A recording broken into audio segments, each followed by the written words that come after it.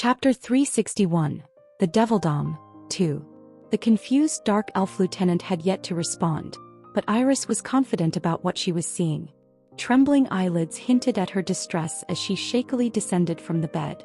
Rushing to her, the dark elf lieutenant draped a coat over the princess, who was drenched in cold sweat.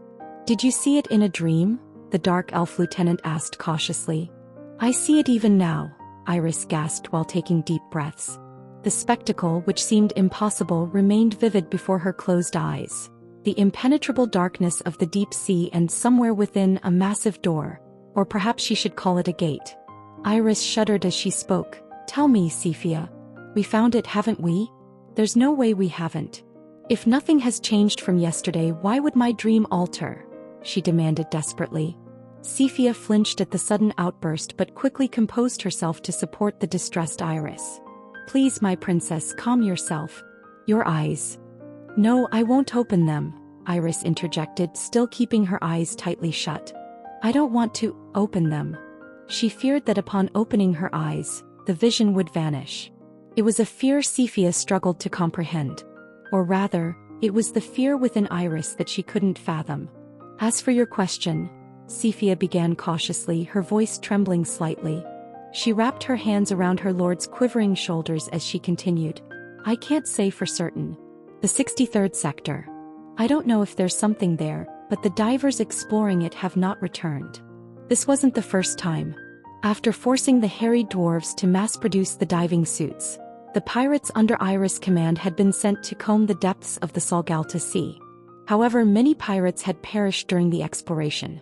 Despite these suits being crafted from special materials and imbued with the dark power of Iris and the Dark Elves, it couldn't be helped how frail human bodies were. Although many of the pirates had great stamina, and some were even capable of handling mana, the deep, unfathomable abyss was merciless and quickly broke down human bodies. There were always those who failed to return from their dive. Some even cut their own oxygen pipes, perhaps maddened by the fear of the impenetrable darkness of the abyss. Some even spoke of seeing phantoms in the murky waters. It's different this time around. None of the 5 divers who entered the 63rd sector have returned. The strange thing is that their oxygen pipes remain connected. Yet no matter how much we pull, they won't budge, Sephia explained. "We found it. We definitely must have." Iris quivered with excitement. She started walking blindly, still keeping her eyes closed. "My princess, where are you going?" Sephia asked in alarm, rushing to her side. With a sudden flare of determination, Iris brushed away Sephia's supporting hand. "Where do you think? Isn't it obvious where I must go?" "Please, my princess, please calm down. How do you intend to use the demon eye without even opening your eyes?" Sephia implored. The 63rd sector was a long way away. It would take well over 2 days even by ship. It would only take a single step if Iris used her demon eye of darkness. But after serving Iris for a long time, Sephia knew all too well the conditions for activating the demon eye of darkness.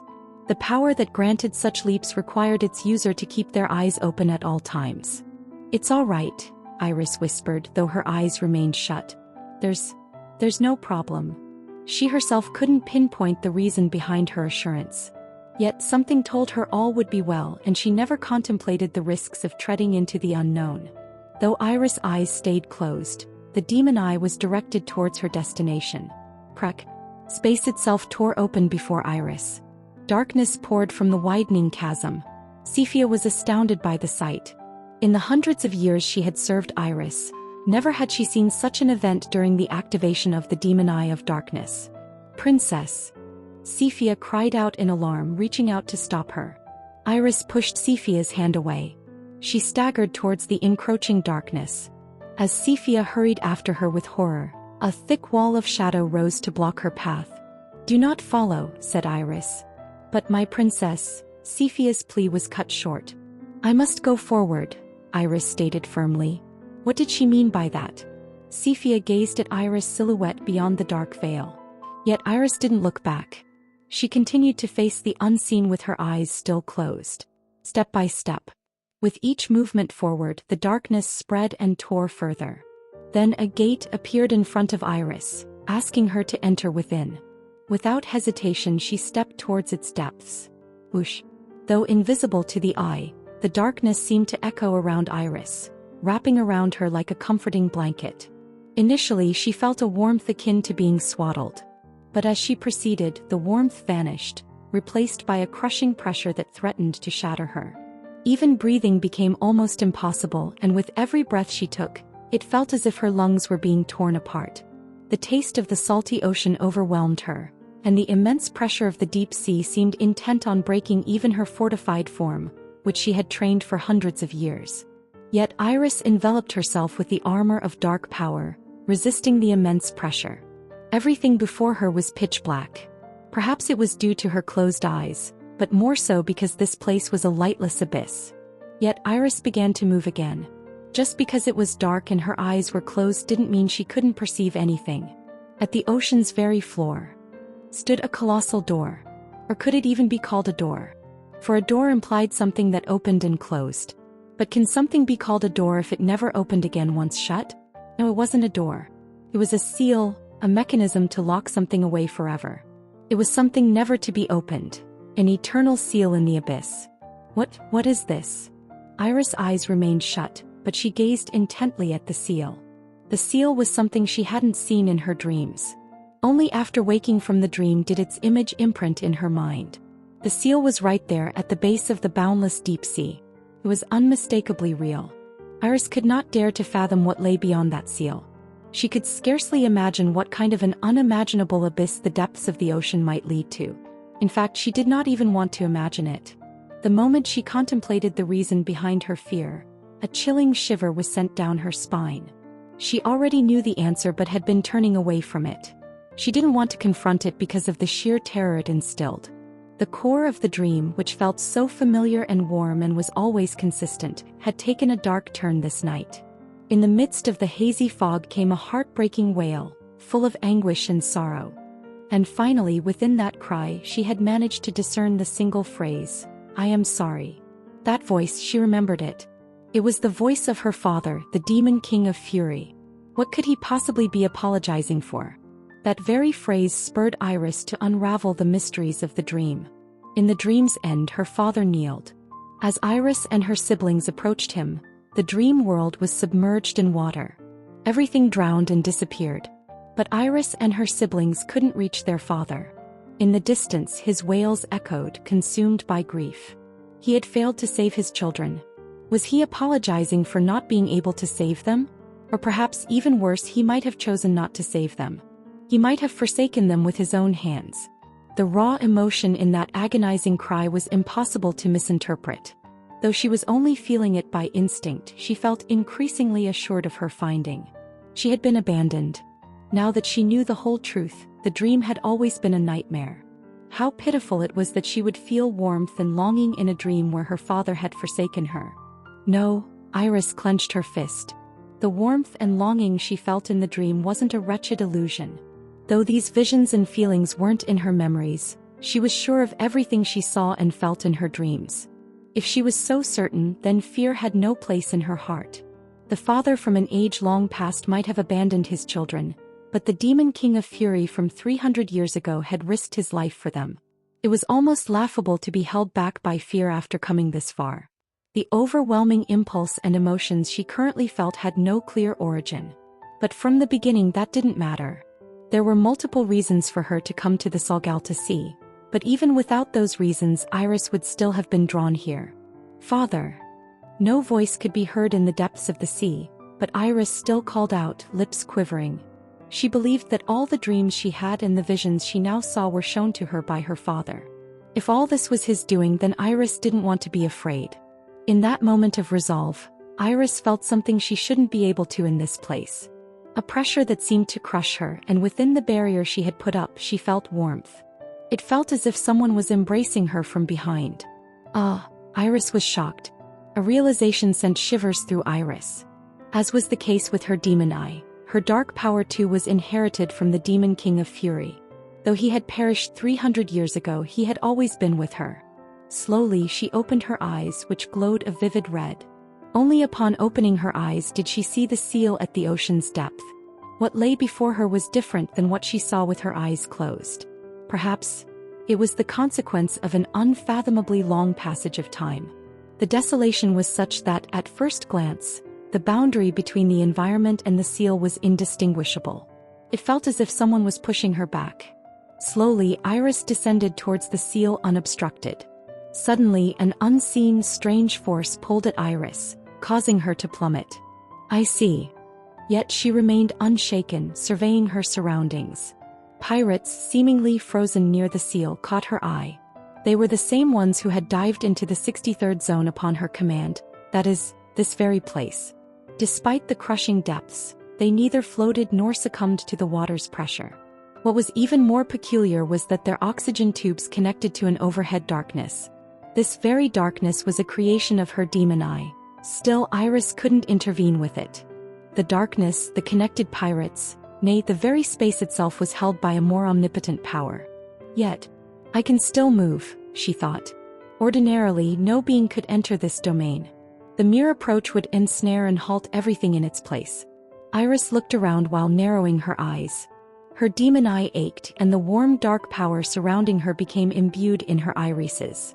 There was a jolt in her mind, and then she began to see them. Chains. Invisible, intangible chains filled the space. Their countless movements felt like waves melding into the sea. The place where Iris stood was brimming with these chains. Swallowing hard, Iris continued her descent, thinking of what she saw, these chains. Among the demon kings of Helmuth, only one wielded chains as his power, the demon king of incarceration whom Iris had met ages ago. Thousands of chains trailed behind the demon king of incarceration, entwining into what looked like a cloak. And when he stretched out those chains, the chains dominated the very space, capturing everything within. This place was no different. With the heavily chained seal before her, Iris swallowed once more. She couldn't be sure of what lay behind it. However, she felt that the seal was meant to bind something. It was a seal that could never be broken. But now Iris felt remarkably free. The chains couldn't bind her essence, and the impenetrable seal didn't rebuff her approach. Her eyes had turned pitch black, and the embracing veil of dark power dispersed around her, pushing the chains away. Boom! Iris reached the colossal seal. She didn't need to ponder on how to unlock it.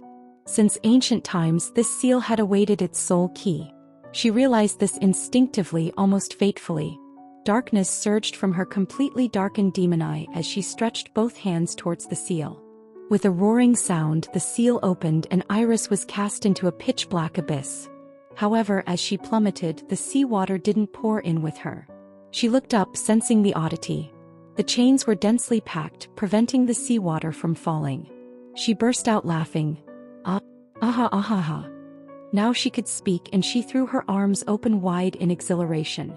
It was impossible to see the bottom of the endless chasm. While she couldn't discern what lurked in the abyss below the deep sea, Iris was sure of one thing. The moment she saw the very bottom, her being would transform. She would become the fury of this era. Chapter 362, The Devildom 3. Eugene used the draconic spell many more times afterward, but to no avail. The first time he used the locating spell, he had heard muffled screams and sobbing, followed by a final thud. Would things be different when they neared the Salgalta Sea, closer to Agorotha's holy grounds? Eugene couldn't rely solely on hope. The revelation from Agoroth and the memories seen through the ring spoke of times long past, a period before Eugene or Hamel existed. It spoke of the time known as the Age of Legends. He was curious about its true nature. Yet with his curiosity came an undeniable fear, for the revelation and memories he had seen were harrowing. He had witnessed endless mountains of corpses, waves that engulfed everything, and a world swallowed by mist, turning it pale and distant. To Eugene, that spectacle seemed like the end of something grand, perhaps a city, possibly a nation, or maybe even an era. Such things were beyond his comprehension. 3 centuries ago, Vermouth and his comrades battled the Demon Kings. But what if they had not confronted them then? What if they had failed to defeat the Demon Kings? What might have become of this age? It wasn't clear why the Demon Kings had invaded the continent. Eugene didn't know their intentions. However, Eugene could not help but think that the Demon Kings never desired to end everything. The Demon Kings had not wished to annihilate humanity and erase civilizations, just as Eugene had seen in the vision. To Eugene, the Demon Kings of 300 years ago were meticulous and cruel conquerors. They might have been slayers, but they didn't blindly massacre all humans. The corrupted were taken under their wing, and the prisoners were tempted with corruption. Only one among the 5 demon kings sought to extinguish human life mindlessly. Snap. Arg. Eugene grimaced in pain. He had desperately tried to peer backward with the draconic spell, but the magic had been forcibly severed. Rubbing his temples, he glared at Agarotha's ring. Sir Eugene, are you all right? Mare had been anxiously watching from the side and now rushed over at Eugene's cry. Mare's magical formula was connected to Akasha. Hence, she could feel the strain placed on both Eugene and Akasha from the repetitive casting of the draconic spell. I'm fine, Eugene grunted. I think that's enough for today. Tui. If you don't do as I say, I'll be really upset, Mare said adamantly. Such magic strained the mind immensely. And if abruptly severed, the resulting backlash would not end at the mere straining of the mind. Were it not for the uniqueness of Akasha and Eugene, any other wizard would have passed out from the backlash of the disrupted magic. I got it, said Eugene. No matter how stubbornly he tried, nothing more was revealed to him. Hence Eugene had no choice but to relent. They would enter the Salgalta Sea by the morrow if all went as planned. Then perhaps there he might see or hear something different. Perhaps a new revelation awaits, Eugene thought hopefully. One thing to be wary of was the nature of the Salgalta Sea, as it would be impossible to wield magic in there. Sienna had confidently boasted that it wouldn't be an issue for her, but that remained to be seen. They couldn't know for sure until they arrived. There was a possibility that they might even lose the magic that propelled their fleet. In that case, they'd have to rely on the old-fashioned method, with sailors rowing diligently to navigate. In fact, Sienna had been preparing for that very issue, albeit she mentioned it with an air of implausibility. Even now, she had gone to meet with Maze to strengthen the enchantments cast on the fleet. Why not take a stroll for a change of mood? You can walk the decks with me and look at the sea, Mare suggested. Do you think I've lost my mind? Questioned Eugene. I understand your hesitations, Sir Eugene. To leave this room you must give up being Sir Eugene and become Yuri. I personally would like to see more of Sir Eugene as Yuri, but I wouldn't pressure you into becoming Yuri if you loathe the idea. Why was she mentioning that name so frequently? Eugene furrowed his brows, shooting Mare a stern look.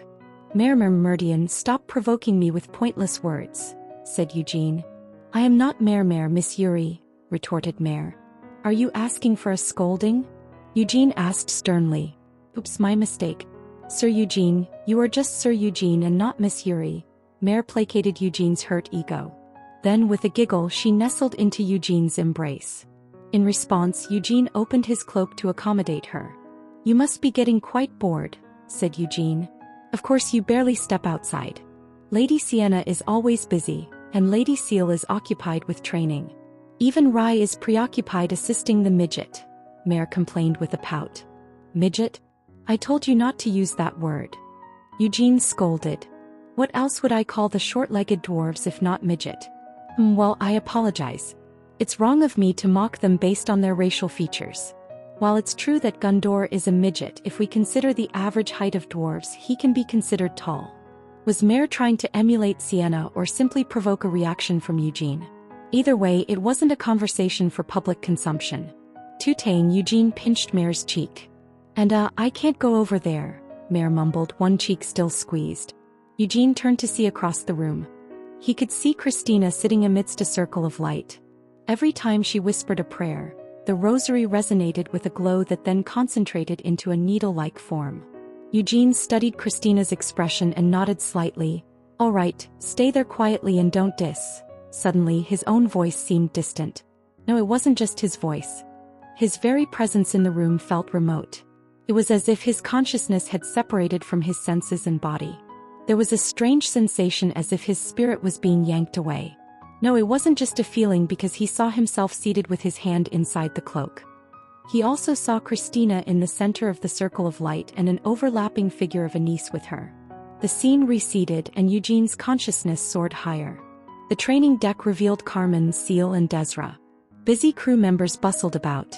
Eugene's spirit kept ascending even higher, eventually reaching a height where he could gaze down upon the entire fleet and survey the distant sea. He could see a dark mist approaching from the distance. Back in the training arena, Mare peeked out from under the cloak and called out, Sir Eugene? She tilted her head in confusion. Even though she couldn't know what Eugene was experiencing, she realized something was amiss by Eugene's vacant gaze and slumped posture. Mare swiftly drew her arm from beneath the cloak and grasped Eugene. Ugh. His consciousness ceased its flight and returned to the realm of the physical. Startled, Eugene rose abruptly. What had he just experienced? Astral projection? Suddenly. Was it a vision from Ogoroth? The situation eluded his understanding. Yet the scenery he just witnessed was vivid in his throbbing mind. The mist advancing from the distant sea. Could it truly be called mist? It wasn't faint but dark. It was different from the mist seen in memories of Ogoroth. Yet, unlike the mist from the vision, this mist was approaching at this very moment. Ugh. Eugene groaned as he could not think straight. Suddenly, Christina, who was channeling divine power at the center of the circle of light, coughed up blood. She clutched her mouth, and a river of dark crimson flowed from between her fingers. Christina! Eugene exclaimed, alarmed, before approaching her. Even as she bled, shock and confusion filled her eyes. She couldn't comprehend the sudden affliction. This is... Anis's voice echoed out in her mind. This was a blow that didn't just sever the bond of souls but also corrupted the very essence of the saint. Christina might have been unfamiliar with such sensations, but Anis was no stranger to them. Ah! Soon realization dawned on Christina as well. The sensation she felt now mirrored the descent of the demon king of incarceration. However, she hadn't bled then. It's due to the difference in intent. Anis spoke with evident hostility. Back then, the demon king of incarceration descended without a trace of hostility. But now it's different. I don't know who it is, but this presence is like that of a demon king armed with both hostility and madness. Christina hurriedly stretched out her hand to Eugene. She struggled to speak due to her pain, but her intention was clear. They needed to get out. Eugene understood her message and he turned around with a grimace. He needed to hide his identity. He needed to disguise himself as a girl. He might be mocked for the rest of his life. Such thoughts did not come to him this time as it was all unimportant. What Eugene needed to do now was to quickly assess the situation and prepare for combat. Bang! The door flew open with incredible force and many gazes met Eugene's, filled with surprise and confusion. They wondered why a man emerged from the cabin, where only the women of Lionheart stayed. No one had seen such a man aboard the ship in the fortnight since departure. Eugene. Not far off, Seal, who had been practicing in the training grounds, stared in disbelief. Why would he emerge when he'd been so reluctant? Seal paused, trying to figure out the best way to handle the situation. Desra had the same thought. For the honor of Eugene and the Lionheart family, it was paramount that none discovered he had once disguised himself as a maiden. Was a greater scandal required to bury a shameful one? Should she dance proudly before all to distract them from the truth? Desra could not help but ponder upon these quandaries deep in her heart. Carmen wasn't allowed the opportunity to be taken aback. A sudden noise caused her to turn toward Eugene swiftly. Thoughts raced in her mind and she prepared to speak, yet before she could, Carmen's honed senses and instincts were put into action. Her heart skipped a beat, and her usually pale face drained of color, leaving her a ghastly white. What is this? She thought aghast. She had felt hostility many times and faced peril and even madness. But none of these emotions ever truly instilled fear within Carmen Lionheart. This time, however, it was different. She couldn't identify the source of her fear nor understand its origins. This uncertainty only heightened her terror. The unknown had a way of ensnaring one's spirit.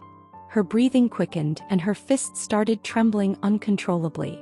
At that moment, Carmen's misfortune was that she was insurmountably stronger than anyone else on the ship.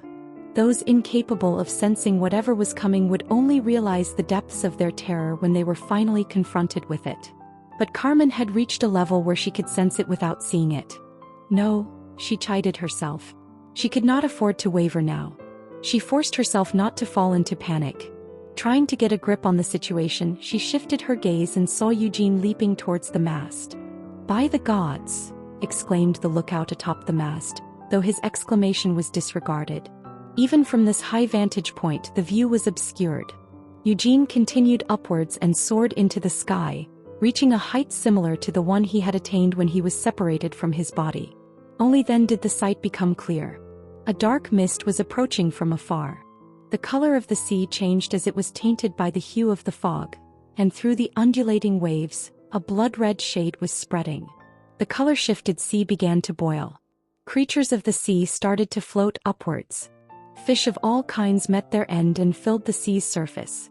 Gigantic sharks, even larger whales and monsters of the sea, creatures as large as ships, died without a chance to escape. Their deaths blocked the path of the fleet, halting the voyage. The haunting and ominous phenomena spread fear among all those aboard the ships. The magic propelling the fleet came to a stop. Sienna Meridian would surely have sensed it. Acting on her intuition that they needed to halt, she had brought the fleet to a stop. Grinding her teeth in frustration, she took to the skies. Eugene. Sienna saw Eugene when she ascended into the sky. But as Sienna approached him, she felt a spine-chilling sensation and instinctively looked behind and saw the blood-red sea. The salty scent of the sea was replaced by the stench of blood and rot. Dark dust-like particles appearing out of nowhere buzzed in the air like insects. The encroaching fog surged upward, obscuring the sun and darkening the sky. The boiling sea appeared as if filled with ancient blood. The foul odor clouded everyone's senses. The floating dust soon transformed into actual insects. The incessant buzzing of countless insect wings muddled everyone's minds further. A singular thought emerged in the minds of everyone on the fleet as they beheld the now transformed sea. The Devildom. Chapter 363. The Devildom 4. A cacophony of chattering sounds that was intermingled with buzzing noises created a most unpleasant din. Shielding one's ears was of no avail, for this racket did not attack the ears or hearing but the mind itself. It was a potent psychic assault. Most of the expeditionary forces had no resistance to such an overwhelming mental attack. Some of the more frail-hearted people staggered, then grasped the ship's railings and retched over the side of the ship. Suddenly, a swarm of insects emerged seemingly out of nowhere. But where had they come from? Still midair, Eugene looked below while gritting his teeth. The sea was dyed a deep crimson, reminiscent of congealed blood. The lifeless bodies of sea creatures floated atop, and dark dust poured out from their gaping mouths and overturned eyes. As the dust rose, it instantaneously transformed into winged pests, buzzing and flapping haphazardly in all directions. The grotesque scene caused Eugene's face to twist in revulsion. While most of the expeditionary force might have been unfamiliar with this noise and phenomenon, Eugene wasn't, as he had witnessed such a scene in his previous life. It stirred memories from long ago, memories he dearly wished to forget. Taking action immediately, he drew the holy sword from within his cloak. As he raised the weapon high into the air, Altair's blade erupted with a blinding light. Whoosh! The dazzling light spread with Eugene at its epicenter, illuminating the darkened sky and casting brilliant radiance upon the shrouded fleet. But Eugene did not stop there and swung the sacred sword with might. The radiant light surged forward, enveloping the insect-infested bodies of the sea creatures. The light emitting from the holy sword Altair was divine power itself. Within the intense glow of divine power, the corpses of the sea creatures began to get purified. No longer did dark dust or winged pests birth from them. Yet, countless such insects had already swarmed the vast sky and sea. Even within the light emitted by the holy sword Altair, the insects persisted resiliently, flapping their wings with vigor. "Damn mosquitoes!" Sienna exclaimed with a grimace. Though these pests were a different species from mosquitoes, their behavior was eerily similar. Nay, rather it was more heinous than mosquitoes. These creatures had a unique form of attack. First, they would destabilize their prey's minds by beating their wings and then draw closer to their weakened prey to suck their blood and feast on their flesh. Christina emerged from the open door of the cabin.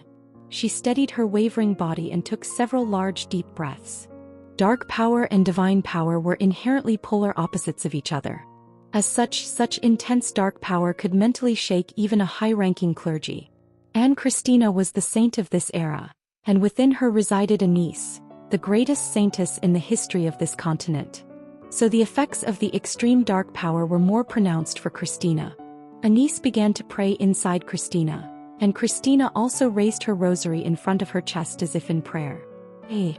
A hymn echoed out from the swelling light. Angels materialized and blew their trumpets. At the same time, wings sprouted from Christina's back in a wide arc. The invoked angels only had a single pair of wings, while at their center Christina unfurled 8 magnificent wings. Together, Christina and the angels ascended to the skies. A veil of light was accompanied by the hymn, and it spread far and wide. The unpleasant noise of the insects was drowned by the hymn, and light continued to linger by the sides of those who heard the hymn. Once midair, Christina met eyes with Eugene. Behind Christina, Eugene also saw a niece. Without hesitation, he lowered the holy sword. As he did so, both their lights merged with each other, giving birth to a towering pillar of brilliant radiance. A hole pierced the dark overcast sky. The pillar of light penetrated the darkness, transforming into clouds and raining down onto the expeditionary fleet. The light had become actual rain, almost pouring forth heavily. The floating pests vanished under this rain, and those in anguish found salvation in the light. Sienna wasn't idle either. The eternal hole was activated as she extended frost. The fog rolling in from the distant sea didn't merely darken the skies, but it surged towards them like waves. Although she wished to see the source of the fog, it remained well hidden. Grinding her teeth, Sienna brandished frost. Whoosh! As if the ocean had been upturned, the water surged upwards, forming a sturdy wall against the invading mist. Yet the fog would not halt. Even for Sienna, it was impossible to craft a wall that could encompass the vast sea. Though the barrier was as long and high as any formidable fortress wall, the creeping fog sought to jump or bypass it, eager to engulf the expeditionary forces fleet. However, Sienna had never intended to use the seawater wall as the only defense. It was merely to buy a brief respite. A humongous clump of mana, impossible to believe as belonging to a human, enveloped the fleet.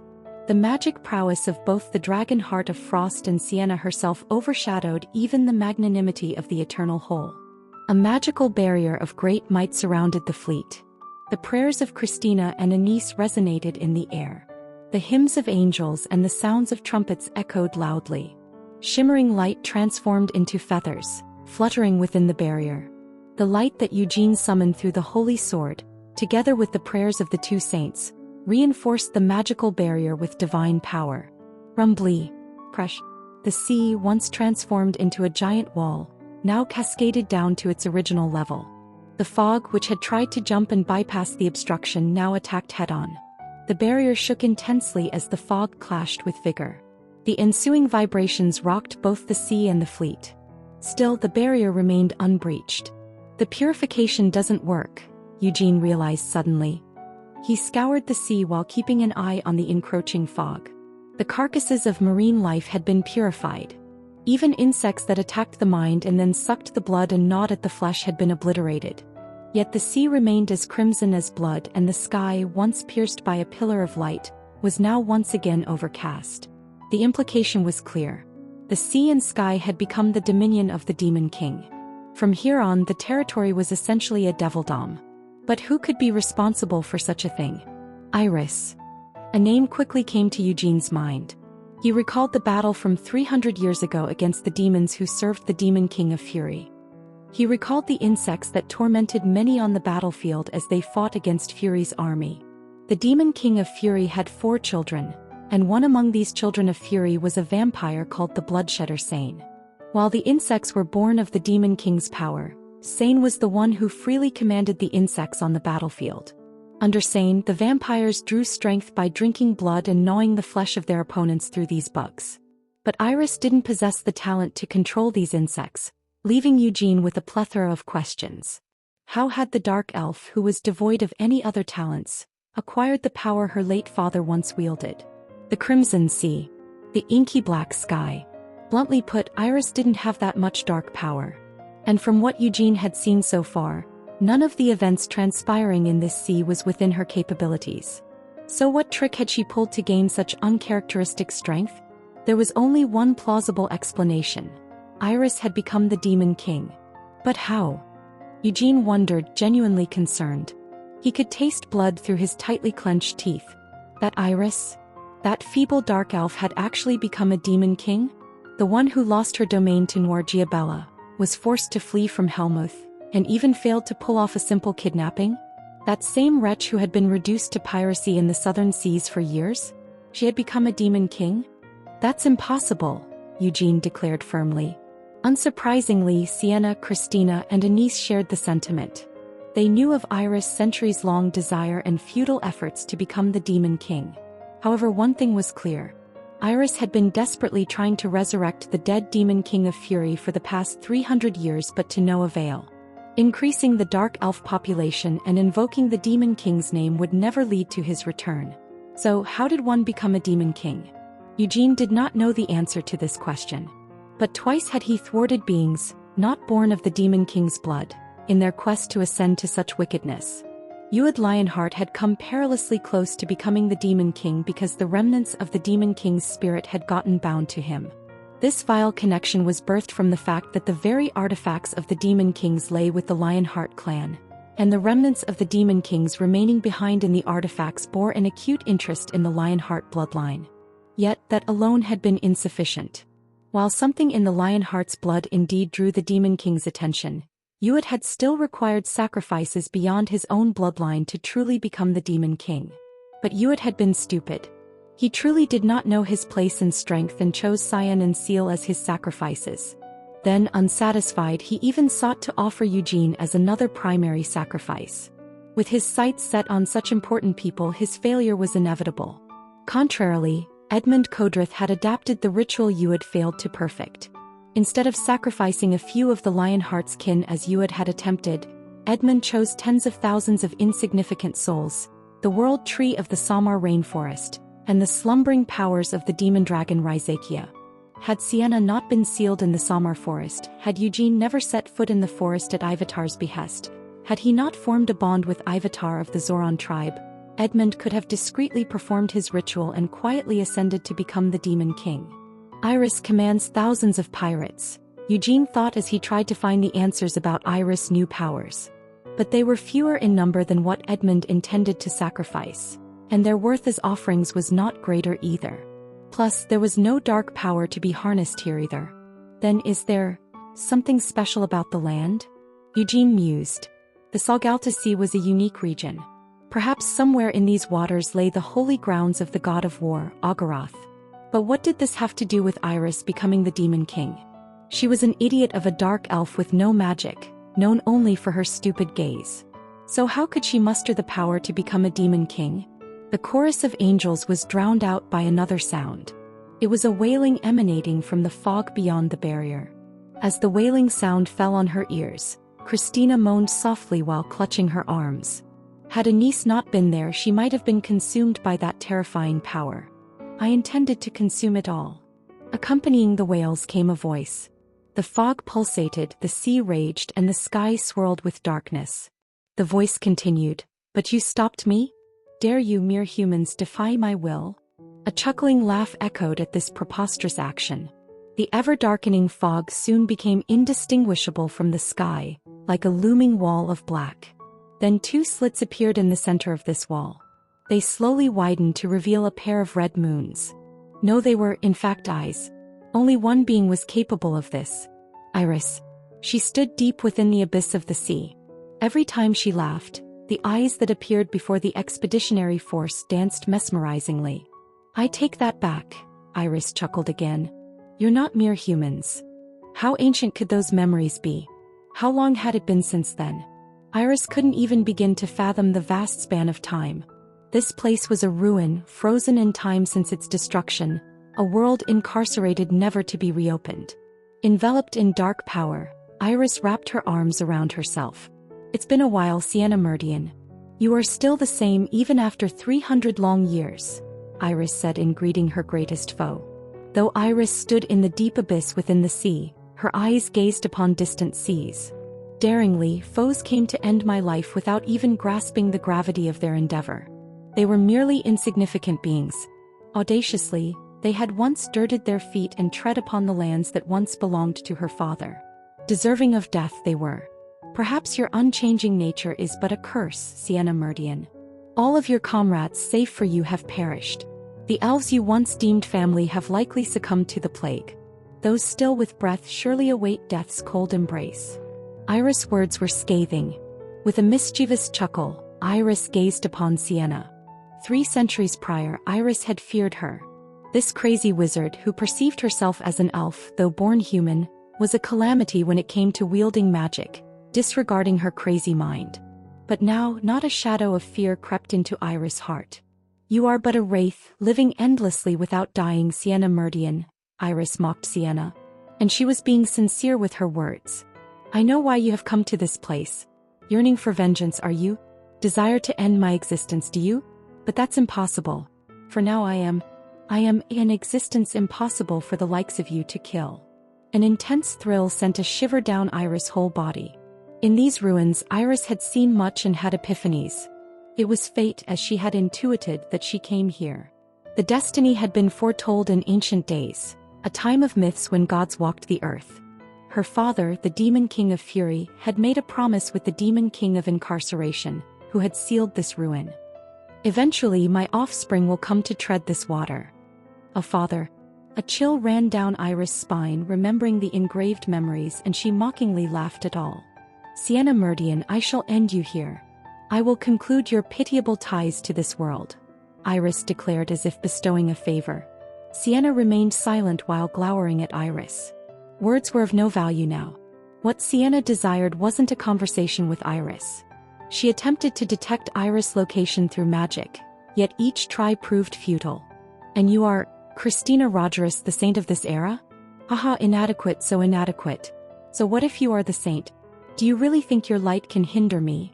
Iris burst into laughter upon seeing Christina. The radiant light caused Iris no discomfort. The saint from 300 years past, a niece of hell, had been a formidable being. But Anice's might had been due to her formidable allies, Molan of Terror and Hamel of Extermination.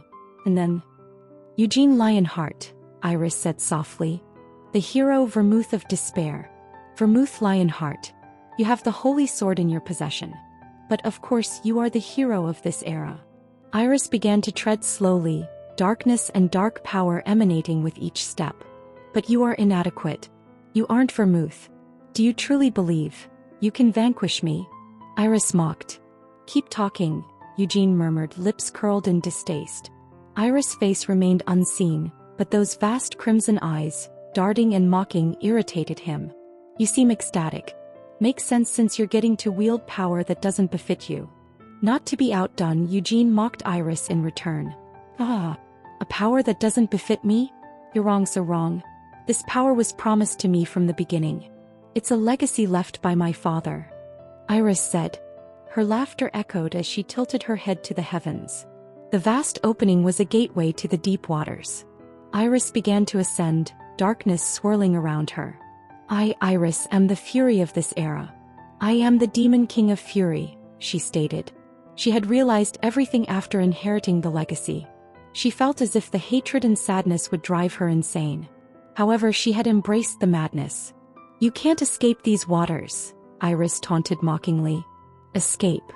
Eugene scoffed, unable to hold his contempt. Amidst her jeering laughter, Iris' giant red eyes closed slowly. Chapter 364. The Devildom 5. The eyes that appeared in the skies closed and faded, but the darkness and mist did not disperse. The closing of those eyes signified that Iris' gaze had vanished, yet Eugene continued to stare into the distant obscurity. It wasn't just the space before him that was veiled in shadows, but beyond the barrier and trailing the fleet, darkness blanketed the sea and skies like a curtain separating worlds. With Iris becoming the Demon King, this place had been essentially transformed into a devildom. In other words, the shadow-covered sea and skies, everything the darkness touched, was a part of Iris' devildom. "You cannot escape from this sea." Iris had said this mockingly just before disappearing. The Demon King had decreed it so. Escaping from the devildom would require immense effort, and slipping away unscathed would be an impossible feat. "Escape," Eugene murmured once more, a twisted smile still curling his lips.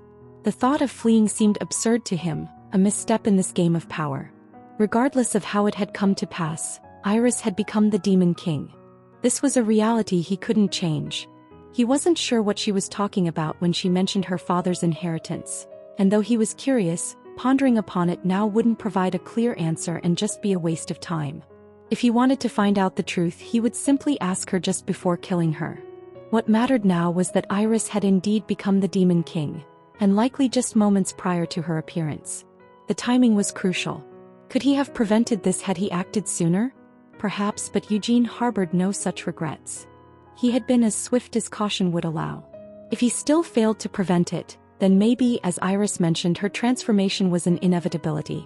No, we are not too late. In fact, we are early, Eugene realized after some thought. Had events followed their expected course and the fleet not hastened their speed considerably, it would have been days after Iris became the Demon King that they would have arrived in the waters of Salgalta Sea. With a delay of even days in their arrival after her ascension, the newly crowned Demon King would have grown in strength in those days. Even now, as they waited to formulate a plan, Iris continued to grow stronger as the Demon King. Thus, fleeing would definitely be the wrong course of action to take. Would they flee, regroup, and then sail for over a fortnight just to return to these waters? That thought was completely ludicrous. Eugene had no intention of allowing Iris more time. Iris, the newly crowned Demon King of Fury, was in her most vulnerable state right now. As such, she must be eliminated immediately. Eugene wasn't the only one with such a thought. Sienna and Anise knew too well the might, tenacity, and terror a Demon King possessed. At present, Iris didn't have a vast following, thereby making her a bit easy to deal with. These waters had transformed into her territory, the Devildom, but her army only comprised of mere pirates and dark elves. While her powers might strengthen them, their numbers were currently not overwhelming. But given time, their ranks would swell uncontrollably. And a Demon King drew power from fear. If the news of Iris becoming the Demon King of Fury spread across the continent, and if her reign of terror grew, and if, by some chance, the Demon King of Incarceration recognized and accepted Iris. If that were to happen, they would regret not acting on this day for the rest of their lives. Eugene, Sienna, and Anise harbored no intentions of fleeing, yet the conviction of the rest of the punitive force was not as steadfast. "If you wish to stay, remain here," declared Eugene, standing before dozens of ship captains and the warriors of the expedition. "You came to battle pirates and their pirate empress, not the Demon King. If you're not prepared to die, I'd rather you stay put because fleeing won't be easy either." The one speaking with such harshness was but a youth who would be 22 years of age in only 3 days. Yet of the people present, many of whom could have been his father's age, none dared to voice an objection against him. Was it because he was the hero? Or perhaps because he was a descendant of the Great Vermouth? It was neither. Rather, it was the hostile, overwhelmingly suffocating aura he emitted. Though his hostility was directed at the Demon King, everyone present was stunned by its sheer weight. "It's not considered fleeing," came a voice. It belonged to one of the few people who could withstand Eugene's imposing aura. Ortis Hyman clenched his fist as sweat pooled in his palm, and a jumble of thoughts clouded his mind. He was significantly older than Eugene and had addressed him by first name in prior encounters. Yet now he hesitated to be so informal to the young man standing before him. "Mr. Eugene, as you've said, Iris has become the Demon King. We came to battle dark elves and pirates, not the Demon King," said Ortis. "So," Eugene interrupted, "as I just said, if you wish to stay, stay. I have no intention of forcing anyone who is unwilling. The thing is, Mr. Eugene, we are ill-prepared. It would be wise to retreat, regroup, and prepare to fight against the Demon King." But Ortis was interrupted once again. "Prepare?" Eugene sneered, not bothering to wait for Ortis to finish. He wasn't the only one who reacted this way. "Ha!" A sharp laugh echoed from Sienna. She was seated in midair on a magic circle. It was a loud, cold laugh, loud enough for everyone to hear. "Are we the only ones who need to prepare?" Sienna asked. "Sir Ortis, retreating gives Iris, the new Demon King, time. Precious time, no less. And even if we do retreat, I don't think we will be preparing to fight against her. Am I wrong?" Sienna said quizzically. Ortis was smart and one of the prominent knights of Shimuan. As such, he grasped the implication of Sienna's words immediately. Tragically, in this era, the Demon King wasn't the epitome of evil, not an enemy that needed to be vanquished at all costs. If they retreated to the mainland and reported the issue of the Demon King to the palace, would the King of Shimuan mobilize the entire army against the new Demon King? And even if he did, how many nations would rally to their cause when they heard the news? The thoughts and speculations flooding Ortis' mind were primarily pessimistic. He knew his king well, and he definitely wasn't known for making bold or principled decisions. It wasn't just limited to Shimuan either. Most nations on the continent would try to opt for dialogue or negotiation rather than outright brand the new demon king as an enemy. "Sir Ortis," Eugene said fiercely, his eyes scanning the crowd, "I have no intention of being swayed by the empty words of high-seated lords. I refuse to give the demon king more time with such pointless endeavors." Eugene continued, his voice brimming with intensity. "As the hero, I understand the demon kings better than any of you. If we return and spread the word of Iris' ascension, the entire continent will learn of the birth of the new demon king, and chaos is bound to ensue after that. Many will be consumed by fear." The demon king drew power from reverence. Just as worship and faith made a god divine, fear of the demon king made them demonic and powerful. That was the fundamental difference between the demon kings and regular demons. The demon king of fury, Iris. The more humans fear that name, the higher Iris' stature will rise. Her already formidable power would become all the more unstoppable, explained Eugene. Fear was the sweetest sacrifice to the demon king. Eugene knew this all too well. He couldn't let Iris gather power in this way. But Iris hasn't been the demon king for long. Only the pirates under her command, the Dark Elves. And now we know of her ascension. Do you understand what this means? Iris, the demon king of fury, is at her weakest now, continued Eugene. I agree with Sir Eugene. Ivik Slad, who had been silently listening until now, suddenly spoke up. In truth, Ivik harbored a deep-seated query. Eugene Lionheart, Sienna Meridian, and Christina Rogerus. From whence had these three appeared? They definitely hadn't been on the ship before. And where had the three servants claiming to be from the Lionheart family gone? If I ask, I will surely die. Ivik instinctively recognized the truth. Perhaps when all was settled it might be different. But to voice such doubts now would cost him his dear life. The murderous aura radiating from Eugene reminded Ivik of the intense specter of death he felt on many battlefields. No, in fact, it was more profound and greater than what he had experienced throughout his life as a mercenary. Even if you wish to flee, it won't be easy. Didn't the Empress? No, the Demon King say so? That escape from these seas is impossible, Ivik reiterated Eugene's words. At these words, another person joined in on the conversation. That light from before. Prince Jafar stammered. The prince's face was drenched in sweat and tears were pooling in his eyes. It was inevitable. Jafar had joined the expedition because they had been up against puny pirates. He had underestimated the Dark Elf, the so-called Abyssal Princess from centuries past, the Pirate Empress as she was known these days. Regardless of her reputation from centuries ago, she was now nothing but a fugitive turned pirate. There were fewer than 100 Dark Elves and thousands of pirates under her command. The expeditionary force easily outnumbered them, and they had formidable warriors like Ortis, Ivik, and Carmen with them. The battle would undoubtedly be tough, but there was no chance the expeditionary force would lose. The difficulty of the expedition had made participation worthwhile for Jafar. He could demonstrate his courage in choosing to participate and also grasp the honor of victory. Of course, Jafar never had any intention of joining the battle. He believed that merely being present on the scene at the rear would earn him the desired glory. But now, a demon king? Jafar felt he might go mad.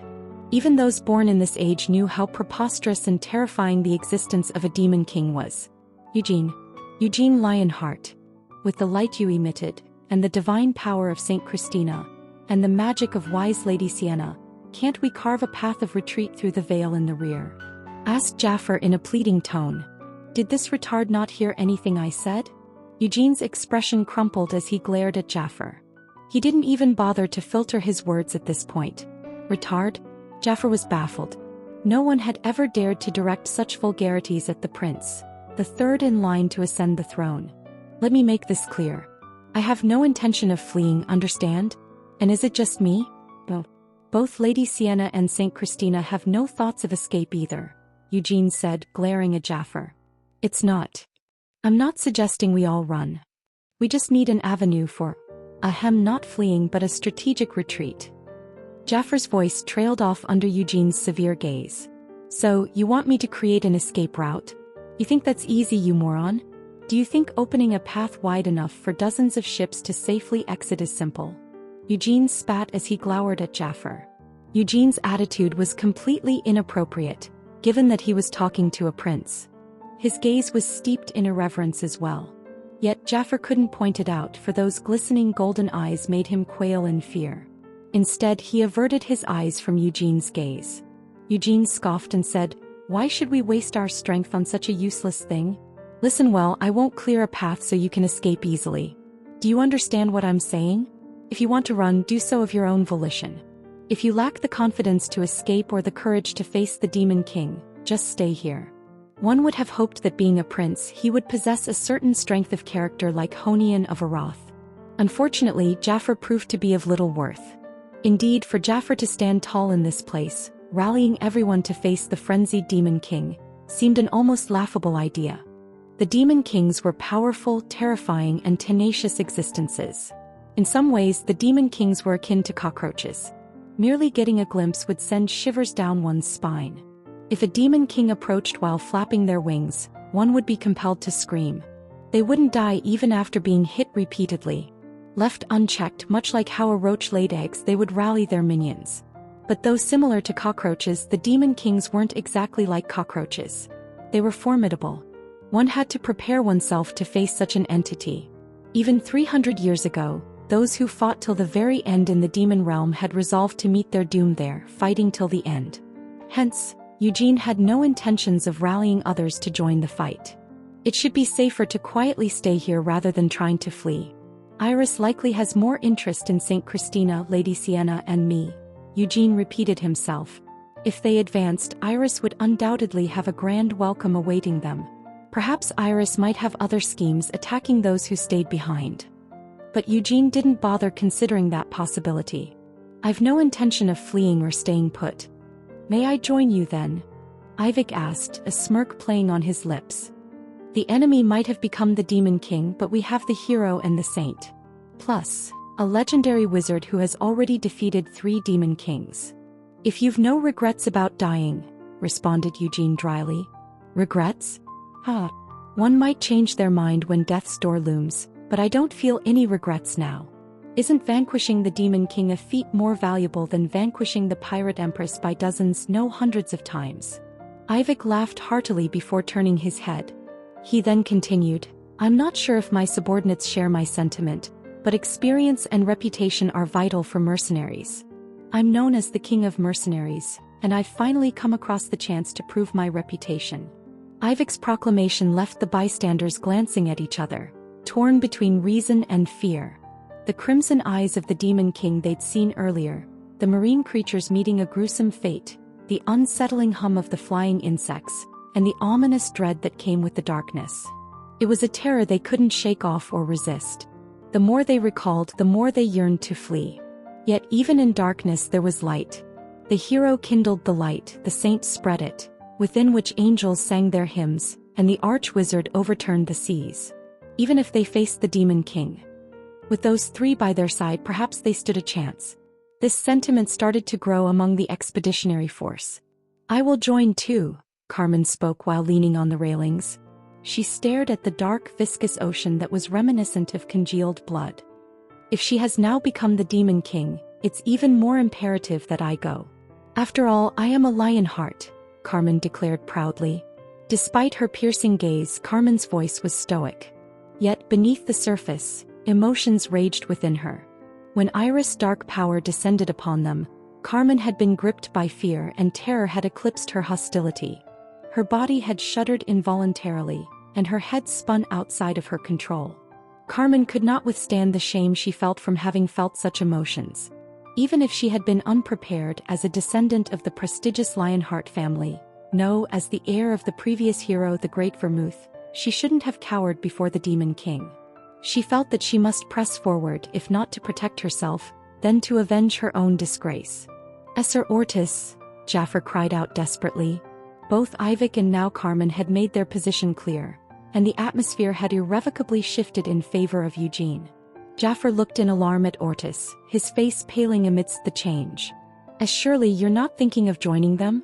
You lead the kingdom's forces, so you can't just decide impulsively," Jafar reminded him. Ordis closed his eyes without a word. He needed to think. What should he do? Prince Jafar was right. The gladiators who had made their names known were only hired blades in the end. However, Ordis was the Duke of the kingdom, and the troops under him were the nation's army, bequeathed to him by the king.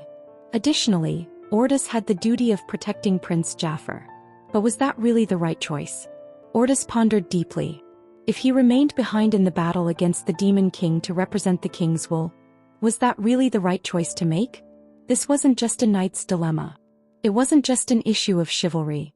What if they succeeded in subduing the Demon King? And if Ordis didn't participate in such a legendary feat? Shimuan's reputation would surely crumble, and he would be blamed and cast into oblivion.